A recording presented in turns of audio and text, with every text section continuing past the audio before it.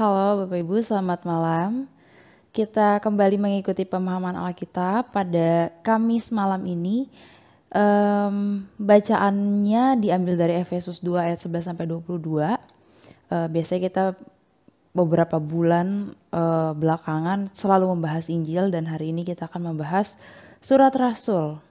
Jadi akan menarik, dan sebelum kita memulai, marilah kita mempersiapkan diri di dalam doa. Saya mengundang Bapak Ibu untuk berdoa. Terima kasih Tuhan.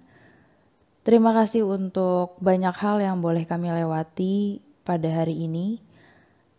Kami akan bersama-sama mengikuti pemahaman Alkitab. Biarlah apa yang akan kami bahas, kami baca, kami renungkan, dapat menjadi kekuatan bagi kami dan pedoman bagi kami untuk menjalani hari-hari yang Tuhan izinkan untuk kami jalani. Kiranya Roh Kudus memampukan kami untuk mengerti dan juga memampukan kami untuk menjalaninya, melakukannya melalui sikap dan pikiran dan kata-kata kami. Terima kasih ya Kristus, hanya di dalam nama-Mu kami menyerahkan jam-jam ke depan dan juga diri kami. Amin. Bapak Ibu, kita akan membaca bacaan kita dari Efesus 2 ayat 11 sampai 22. Mari Bapak Ibu yang sudah pegang Alkitab, kita simak bersama Efesus 2 ayat 11 sampai 22. Demikian.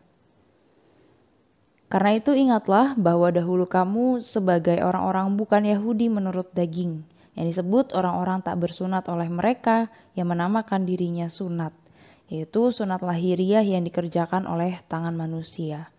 Bahwa waktu itu kamu tanpa Kristus, tidak termasuk keluargaan Israel dan tidak mendapat bagian dalam ketentuan-ketentuan yang dijanjikan, tanpa pengharapan dan tanpa Allah di dalam dunia. Tetapi sekarang di dalam Kristus Yesus, kamu yang dahulu jauh sudah menjadi dekat oleh darah Kristus. Karena dialah damai sejahtera kita yang telah mempersatukan kedua pihak dan yang telah merubuhkan tembok pemisah, yaitu perseteruan. Sebab dengan matinya sebagai manusia, ia telah membatalkan hukum Taurat dengan segala perintah dan ketentuannya, untuk menciptakan keduanya menjadi satu manusia baru di dalam dirinya, dan dengan itu mengadakan damai sejahtera, dan untuk memperdamaikan keduanya di dalam satu tubuh dengan Allah oleh salib, dengan melenyapkan perseteruan pada salib itu. Ia datang dan memberitakan damai sejahtera kepada kamu yang jauh, dan damai sejahtera kepada mereka yang dekat. Karena oleh Dia kita kedua pihak dalam satu roh beroleh jalan masuk kepada Bapa. Demikianlah kamu bukan lagi orang asing dan pendatang, melainkan kawan sewarga dari orang-orang kudus dan anggota-anggota keluarga Allah yang dibangun di atas dasar para rasul dan para nabi, dengan Kristus Yesus sebagai batu penjuru. Di dalam Dia tumbuh seluruh bangunan rapi tersusun menjadi bait Allah yang kudus di dalam Tuhan. Di dalam Dia kamu juga turut dibangunkan menjadi tempat kediaman Allah di dalam Roh. Sampai di situ Bapak Ibu pembacaan kita malam ini. Saya akan coba jelaskan dulu sedikit tentang jemaat Efesus. Jadi jemaat Efesus ini adalah jemaat di daerah Asia Kecil letaknya. Dan kota Efesus adalah kota sentral dari Asia Kecil. Dia di situ menjadi sentral perdagangan, dan penduduknya pada saat itu mayoritas orang Yunani. Nah, kota Efesus yang mayoritas orang Yunani ini menjadi kota pusat penyembahan Dewi Artemis pada saat itu, dan juga menjadi pusat kebudayaan Yunani kuno. Nah, dengan kondisi seperti itu, orang-orang Yunani yang khususnya ada di Efesus, ketika mereka bertobat atau mereka menjadi Kristen, mereka tetap dianggap sebagai orang non-Yahudi. Keadaannya pada saat itu, orang Yahudi ini kan eksklusif, dia menganggap Yahudi itulah yang paling benar, yang paling baik, yang pilihan, yang disayang begitu. Nah, ketika ada orang-orang Yunani, walaupun mereka sudah percaya kepada Kristus, namun mereka tetap ada di lingkaran luar, seolah-olah seperti itu, di lingkaran luar kekristenan. Karena mereka bukan Yahudi, mereka tetap dianggap non-Yahudi. Dan kondisi ini sulit untuk diselesaikan pada saat itu ketika orang non-Yahudi yang pun dia sudah Kristen, dia tetap mengalami penolakan untuk bisa bersama-sama melayani sebagai seorang pengikut Kristus bersama dengan orang Yahudi. Karena orang Yahudi pola pikirnya masih eksklusif. Pada saat itu yang terjadi adalah pengelompokan. Jadi dari orang Yahudi dan non-Yahudi aja sudah jelas ada dua kelompok besar. Mereka seperti itu karena memang budayanya begitu pada saat itu. Jadi sekte atau kelompok, komunitas, apapun yang melambangkan identitas mereka bersama-sama dengan yang sejenis, sekelompok, itu akan dibela mati-matian, itu akan sangat dipentingkan dibanding orang lain atau kelompok lain. Mereka nggak bisa nih mengaku sebagai orang Yahudi, tetapi mereka berteman dengan yang non-Yahudi. Kenapa? Karena mereka akan dianggap mencemari kelompoknya, mencemari keyahudiannya. Makanya walaupun sama-sama orang Kristen, orang Yahudi dan non-Yahudi tetap sulit untuk bersatu. Dan orang Yahudi seringkali meremehkan orang non-Yahudi. Posisinya saat itu seperti itu. Orang Yahudi merasa diri mereka lebih hebat karena mereka orang-orang bersunat. Nah, kita masuk ya ke penjelasan pasalnya nih. Orang Yahudi bersunat, sementara orang non-Yahudi tidak bersunat. Dan ini menjadi hambatan yang mendasar, mereka tidak bisa bersatu. Alasannya, kamu bersunat, aku tidak bersunat. Atau aku bersunat, kamu tidak bersunat. Kita tidak bisa gitu karena beda pemahaman, beda kepercayaan, dan beda kebudayaan. Jadi sunat tidak sunat ini sangat mendasar dalam kehidupan mereka pada saat itu. Nah, di tengah situasi seperti itu, Rasul Paulus mengajarkan sebuah konsep kesatuan yang penting, yang harus dihayati sebagai orang-orang Kristen, sebagai pengikut Kristus. Karena dalam mengikut Kristus, kita mengerjakan misi Kristus di dunia, kita melayani, itu semua butuh persatuan. Tetapi konsep persatuan itu harus tepat. Gak bisa saya cuma mau bersatu dengan kelompok saya. Saya cuma mau bersatu dengan orang-orang Yahudi. Saya cuma mau bersatu dengan orang-orang non-Yahudi. Tanpa kita harus membuka diri terhadap kelompok yang lain. Nah, jika konsep kesatuan ini salah dipahami, justru yang repot adalah dampaknya akan menjadi bumerang bagi kekristenan. Terutama yang terjadi pada zaman Rasul Paulus. Untuk itu kita coba lihat ayat 11 dan ayat 12. Di dalam ayat 11 sampai 12 ada penekanan tentang kesatuan lahiriah melalui sunat. Di situ dijelaskan dalam arti kalau sama-sama sudah sunat berarti mereka menjadi satu. Kalau sudah sunat berarti udah sama nih, sudah bisa masuk ke dalam kelompok itu. Ini konsep kesatuan betul, tetapi bukan kesatuan yang benar. Ini kesatuan yang semu. Hanya kesatuan lahiriah. Mungkin di luarnya sama. Dalam konteks sunat dan tak bersunat, mereka sama. tetapi siapa yang tahu di dalamnya? Di luarnya mungkin seragam, baik, tetapi di dalamnya kropos dan penuh dengan segala macam kepentingan masing-masing.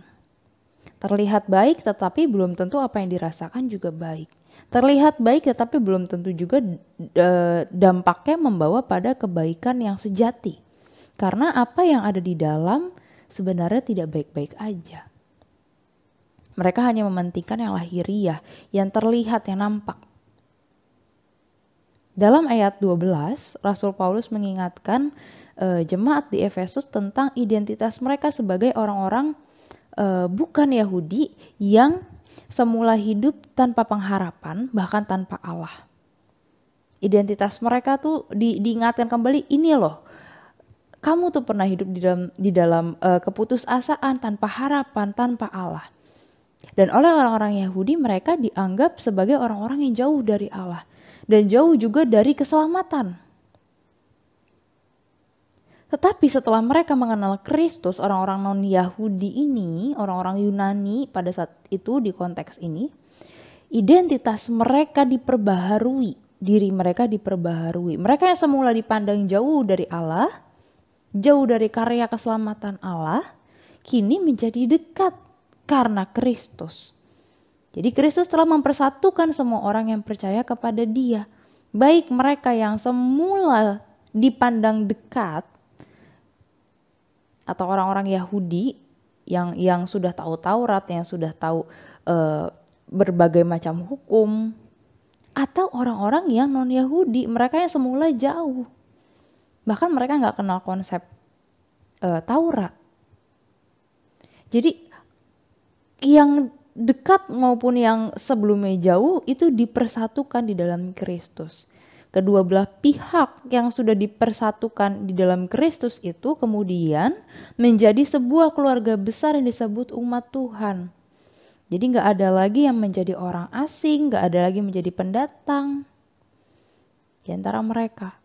Sebab kini masing-masing adalah anggota keluarga Allah. Jadi kesatuan yang perlu kita hayati adalah kesatuan di dalam Kristus, Bapak Ibu. Kesatuan keluarga Allah itu terjadi di dalam dan melalui Kristus. Melalui pengorbanan Kristus di kayu salib. Allah merangkul dan memanggil setiap orang untuk merespons anugerah keselamatan yang Allah sediakan. Sunat lahiriah yang sebelumnya menjadi syarat penting, bahkan yang menjadi dasar tadi, menjadi utama, yang menandakan identitas pengikut Tuhan. Ketika darah Kristus tercurah bagi manusia, itu tidak lagi menjadi yang utama. Kenapa? Karena tembok pemisah antara orang Yahudi dan orang non-Yahudi itu sudah tidak ada. Sudah dirobohkan karena Kristus merobohkan itu melalui peristiwa salib. Mereka yang sebelumnya bertentangan, mereka yang sebelumnya punya tembok yang tinggi, saya bersunat, kamu tidak bersunat, kita tidak bisa bersatu.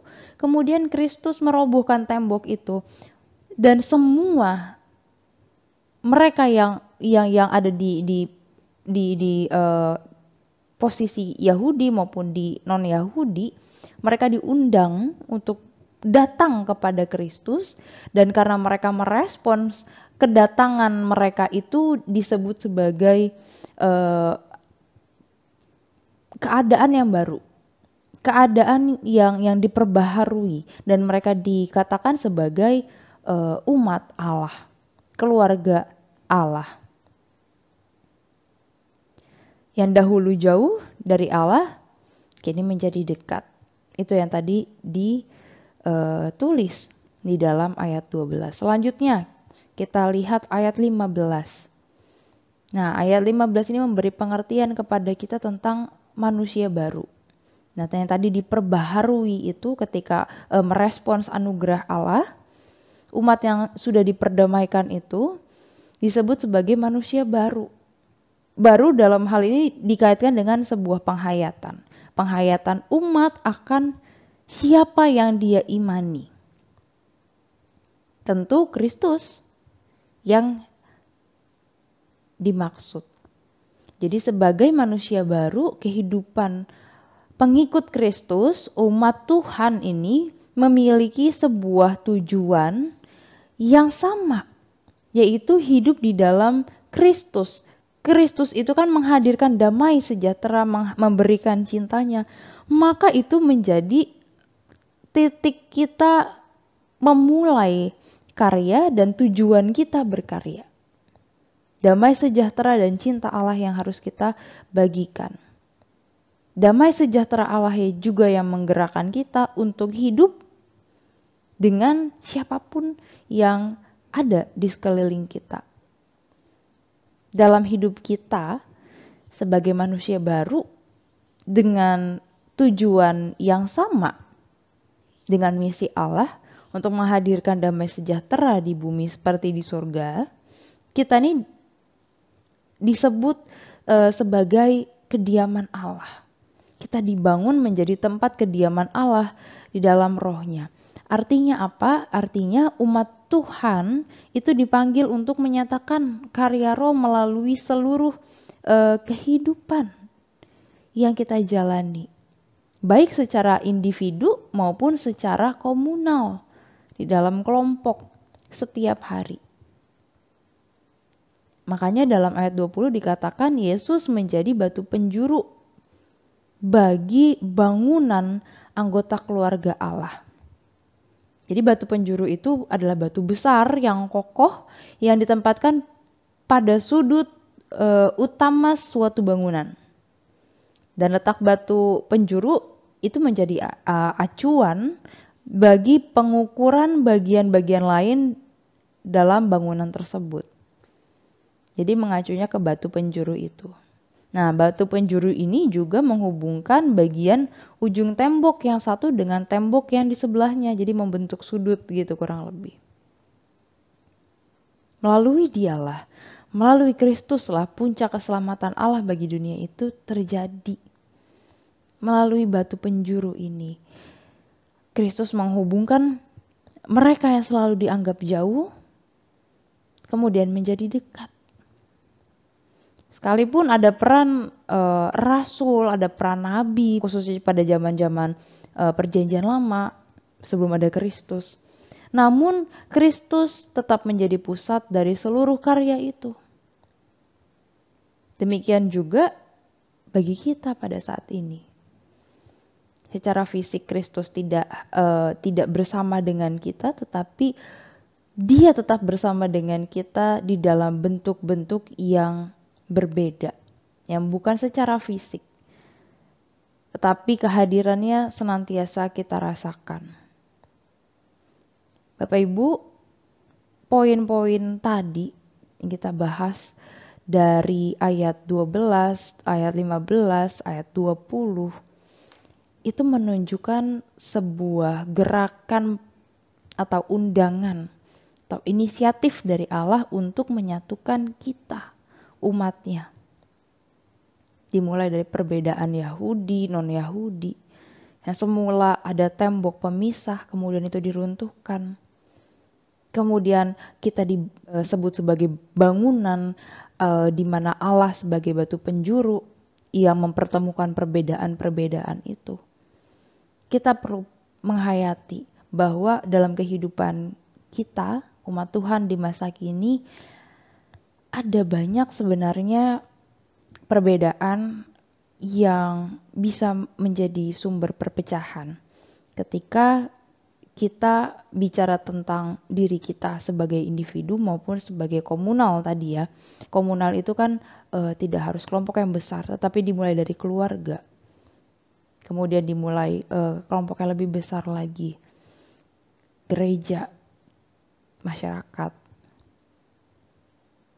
Dan melalui tema minggu yang kemarin, kita seharusnya sadar bahwa Tuhan Yesus memperdamaikan kita dengan segala perbedaan yang ada di sekitar kita. Dia menjadikan kita manusia baru yang hidup di dalam damai sejahteranya. untuk ikut melakukan karyanya di dunia. Dan dengan Kristus sebagai batu penjuru, kita diutus untuk berkarya dengan tetap menjadikan Kristus sebagai pusat tujuan kita. Temanya kan kita keluarga Allah. Kita semua diterima oleh Allah dengan setiap keunikan, dengan setiap apa yang kita miliki, dan kita dipersatukan dengan orang-orang yang berbeda dengan kita. Bukan berarti keunikan kita dan perbedaan orang lain kemudian membiaskan kesalahan atau ketidakbenaran. Tetapi dalam hal ini kita perlu tetap menghadirkan damai sejahtera ketika kita pun mau menyatakan kesalahan orang lain, atau kita mau menyatakan apa yang benar seturut dengan kehendak Allah. Ketika kita tahu apa yang benar, maka bukan berarti orang yang salah menjadi lebih rendah daripada kita. Nah, ini yang terjadi pada kehidupan orang Yahudi dan non-Yahudi. Ketika orang Yahudi tahu, oh, dalam kebudayaan kami dan kepercayaan kami sunat itu yang benar menjadi dasar. Kemudian dia menganggap rendah orang-orang yang tidak bersunat, dan kemudian tembok itu dibangun sampai akhirnya kehidupan manusia, kehidupan dalam konteks ini tidak lagi menghadirkan damai sejahtera Allah. Padahal baik orang-orang Yahudi, mereka percaya kepada Kristus, percaya kepada Allah. Orang-orang non-Yahudi percaya kepada Kristus, mereka sama-sama pengikut Kristus. Namun karena tembok pemisah yang dibangun oleh mereka sendiri, kemudian esensinya, maknanya pengikut Kristus ini menjadi bias, bahkan pudar. Di dalam lingkup keluarga deh yang kecil, Kristus juga harus menjadi pusat kehidupan kita. Ketika kita berkarya di dalam keluarga kita, kita melayani anggota keluarga kita yang lain, itu punya motivasi, punya ketulusan yang tetap berlandas pada Kristus. Ketika bicara tentang motivasi, mungkin hal-hal yang sederhana yang kita lakukan di dalam keluarga itu juga kalau ditelisik lagi bisa kita tanyakan, apakah ya saya lakukan ini betul-betul saya lakukan karena Tuhan mencintai saya kemudian saya mencintai Dia, atau apa yang saya lakukan justru untuk kepentingan saya sendiri. Kemudian alih-alih memberikan cinta, justru kita malah mengkungkung anggota keluarga kita di dalam egoisme kita sendiri atau kepentingan kita sendiri. Dalam momen bulan keluarga ini, sesungguhnya yang kita rayakan adalah momen bersama, sungguh-sungguh untuk berefleksi bersama. Makanya tema-temanya pasti bicara tentang keluarga, karena dalam momen ini kita perlu mengevaluasi kehidupan beriman keluarga kita. Apakah kehidupan iman keluarga kita sungguh-sungguh dapat meneladan dan tertuju kepada sang batu penjuru ini, atau bagaimana? Kita perlu mengevaluasi, kita perlu jujur terhadap keadaan kita dan keluarga kita supaya kita bisa menerima anugerah Kristus yang memperbarui kita dengan menyadari, dengan mengevaluasi, dengan jujur terhadap keadaan, maka kita bisa memperbaiki apa yang harus kita perbaiki dan menjadikan langkah selanjutnya menjadi langkah yang sudah sesuai lagi, sudah on track lagi, tertuju kepada Kristus.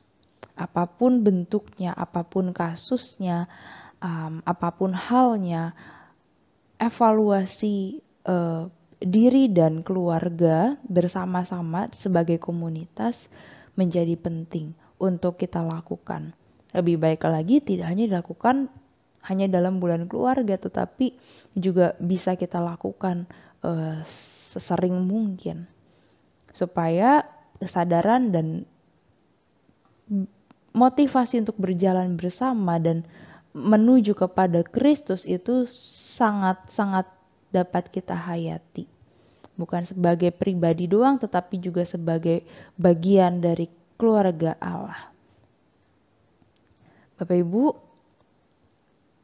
sampai di sini pemahaman Alkitab kita. Kiranya dapat kita maknai bersama, kita hayati, kita jadikan bahan perenungan, bahan refleksi untuk kita pribadi maupun bagi kehidupan iman berkeluarga kita. Kita tutup di dalam doa. Mari kita berdoa. Bapa, sungguh kami bersyukur melalui peristiwa yang ada di dalam bacaan kami pada hari ini, kami dapat memaknai bagaimana perbedaan dapat menghancurkan, namun perbedaan juga dapat menyatukan. Kami membutuhkan hikmat Tuhan dan pertolongan Tuhan untuk dapat terus berjalan sesuai dengan kehendak Tuhan, di mana kami harus menghadirkan damai sejahtera dan cinta Tuhan kepada siapapun orang yang kami temui, terkhusus bagi orang-orang yang ada di sekeliling kami. Dimulai dari keluarga kami dan komunitas-komunitas kecil di mana kami ada. Biarlah Tuhan menuntun dan membimbing kami senantiasa. Kami segera istirahat dan biarlah esok pagi dapat kami sambut dengan sukacita dan pengharapan kepada Tuhan. Dalam Kristus kami berdoa. Amin. Bapak Ibu, saya mengingatkan kembali bahwa di dalam momen bulan keluarga ini kita tidak melulu PA setiap Kamis, tetapi ada webinar ya, ada pembicara-pembicara yang memang khusus untuk membantu kita belajar. Jadi mari kita sambut, mari kita terlibat di dalamnya. Bapak Ibu bisa cek di Warta Jemaat, ada temanya, ada waktunya. Nanti kita akan bersama-sama mengikuti itu dan belajar bersama. Tentu dalam tema-tema yang masih berhubungan dengan keluarga, karena kita masih ada di dalam bulan keluarga. Selamat malam, Tuhan Yesus memberkati.